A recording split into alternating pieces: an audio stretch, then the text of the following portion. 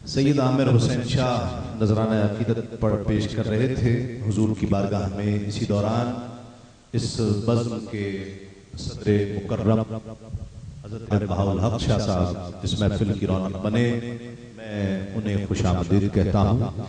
मेरा जी चाहता है कि आज आगाज, वैसे तो हम हर लम्हा आका का मीलाद मनाते हैं और ये भी मीलाद ही है, और साल के किसी भी पहर में हो वो मीलाद ही होता है।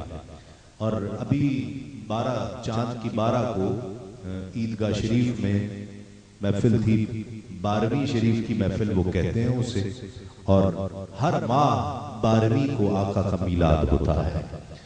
इसलिए मेरी ख्वाहिश है कि आका अलैहिस्सलाम का मीलाद पढ़ूं और उसी से आगाज करूं और फिर सनाखा को दावत दूं।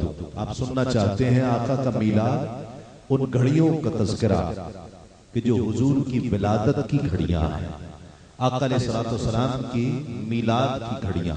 और मुख्तलिफ सीरत निगारों ने इसे अपने अपने अंदाज से लिखा है, अपने अपने अंदाज से मंजूम किया। कईयों ने नस्र की सूरत में, कईयों ने नज़्म की सूरत में आका अलैहिस्सलाम का मीलाद कहा। तो मैं कुछ जगहों से कुछ टुकड़े लेते हुए आका अलैहिस्सलाम का मीलाद पढ़ना चाहता हूँ। आप मेरे साथ रहेंगे इस ख्याल के साथ कि अंजुम की ज़ौ न शम्सो कमर का ज़ुहूर था, अंजुम की ज़ौ न शम्सो कमर का ज़ुहूर था। अरे आंखें भी जब न थी तो मोहम्मद का नूर था, आंखें भी जब न थी तो मोहम्मद का नूर था। रबीउल अव्वल की 11 तारीख गुजर चुकी है, रात की भी सुन ली, दिन की भी सुन ली। आका अपने महबूब को उस वक्त मबूस फरमाया कि जब रात जा रही थी दिन आ रहा था। वो घड़ियां, वो सातें कि जब अब्दुल मुत्तलिब काबे का तवाफ करते करते कभी काबे को देखते हैं, कभी आमिना की कोठड़ी की तरफ, एहसास है, ख्याल है कि अभी कोई खबर आने वाली है। इतने में एक लौंडी दौड़ती हुई आई, अब्दुल मुत्तलिब तुम्हारे मुबारक हो, अब्दुल मुत्तलिब मुबारक हो, तुम्हारे अब्दुल्ला के घर बेटे की विलादत हुई है।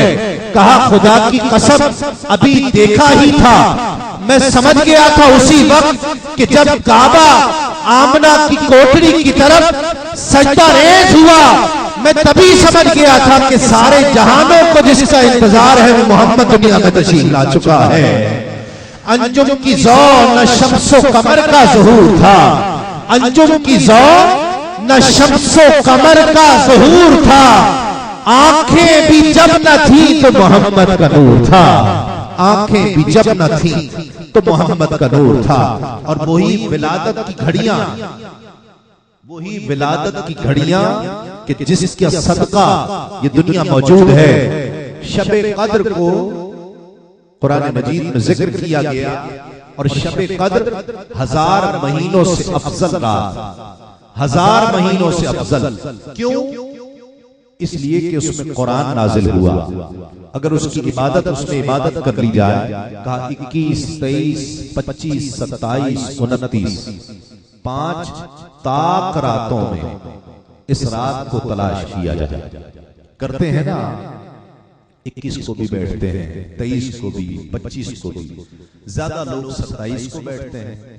रमजान की 27 तारीख को सब मस्जिदों में होते हैं, घर में होते हैं, तो इबादत कर रहे होते हैं।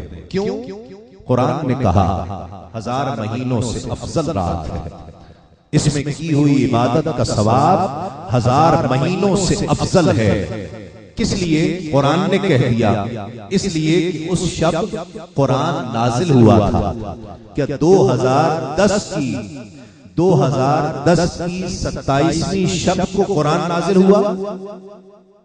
2010 की ताक रात, किसी एक ताक रात जिसे शबे कद्र कहा जाए, उस शबे कद्र में कुरान नाजिल हुआ? हुआ? ऊंचा कहिए। नहीं हुआ। लेकिन इबादत करने वाले को 1000 महीनों से अफजल रात का सवाब मिल गया। इसलिए नहीं कि उस रात कुरान का नुज़ूल हो रहा है, हाँ, बरस पहले उस रात कुरान का नुज़ूल हुआ था। अब उस कुरान की निस्बत से रहती दुनिया तक हर एक को उस रात सवाब मिलता रहेगा। जब शबे कद्र का सवाब निस्बत के तुफैल मिल रहा है, तो ये कैसे मुमकिन है कि जिस रात आका अलैहिस्सलाम तशरीफ लाए, उस रात को हम मोहब्बत से मनाएं तो हम सवाब से महरूम रह जाएं? मुमकिन नहीं है। इसलिए कि निस्बत का फैज़ शबे कद्र का भी मिल रहा है, शबे मीलाद का भी मिल रहा है। ये निस्बतों का फैज़ है। अल्लाह रब्बुल इज्जत ये निस्बतें कायम रखे। मैं अपने ऐवान से जिस सना खां को दावत दे रहा हूँ, सियालकोट से उनका ताल्लुक मुमताज़ हो।